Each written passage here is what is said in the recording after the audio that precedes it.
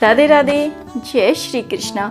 हमें देने की नीयत रखनी चाहिए, लेने की नहीं। लेने वाले से देने वाला हमेशा बड़ा होता है। एक बार की बात है, एक भिखारी भीख मांगने के लिए जा रहा था। उसने सोचा कि आज मुझे इतनी भीख मिलनी चाहिए कि मेरी झोली भर जाए, और यही सोचकर चलते वक्त उसने, इसे अंधविश्वास कहें या उसका विश्वास, उसने अपनी झोली में कुछ चौके दाने डाल लिए और सोचा कि इन्हें देखकर मुझे ज़्यादा भीख मिलेगी कि इसे पहले से ही किसी ने दिया हुआ है। पूर्णिमा का दिन था। उसने सोचा अगर आज भगवान की इच्छा हुई तो मेरी दरिद्रता दूर हो जाएगी।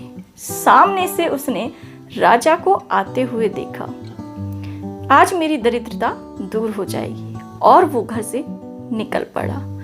राजपथ पर चलते हुए उसने देखा कि सामने से राजा की सवारी आ रही है। ये देखकर वो खुश हो गया कि आज तो राजा के दर्शन और राजा की दी हुई भीख से मेरी दरिद्रता दूर हो जाएगी। लेकिन भीख से कहीं दरिद्रता दूर होती है क्या? नहीं, ऐसा नहीं होता। उसने सोचा कि राजा आज मुझे धनवान कर देंगे। वो चलता रहा। जैसे जैसे राजा और भिखारी नजदीक आते गए, भिखारी की धड़कनें थमने लगी और वो सकपकाने लगा।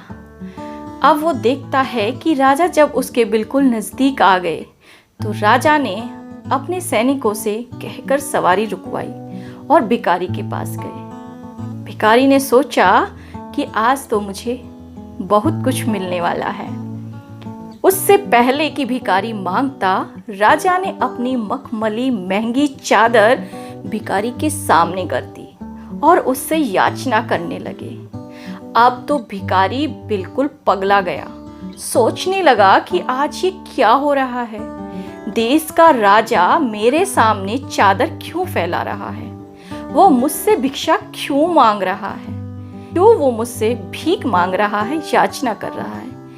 भिखारी कुछ बोलता उससे पहले ही राजा ने दोबारा से याचना की।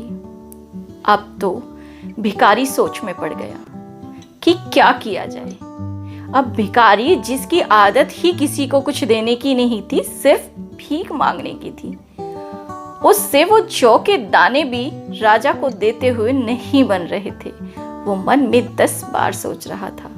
उसने बहुत सोचने के बाद 2 दाने जौ के उठाकर राजा की चादर में डाल दिए। राजा चल दिए। भिखारी भी अपने काम पर चल दिया। अब शाम तक भिखारी की झोली भीख से भर चुकी थी। जैसे ही भिखारी ने घर पहुंचकर भीख से भरी झोली को उल्टा, उसने देखा कि उसमें 2 दाने सोने के थे जो उसने राजा को दिए थे। अब वो सोच में पड़ गया कि ये 2 दाने जौ के कैसे, सोने के कैसे हो गए? क्या जादू हुआ? क्या कमाल हुआ? क्या ये दान का कमाल है? हाँ, ये दान का कमाल है। हमें हमेशा देने वाला बनना चाहिए, लेने वाला नहीं। इस कहानी से इतनी शिक्षा मिलती है कि आप देने वाले बने, लेने वाले नहीं। अगर आप लोगों को मेरी वीडियोस पसंद आती हो तो please like, share and subscribe जरूर करें। राधे राधे, जय श्री कृष्णा।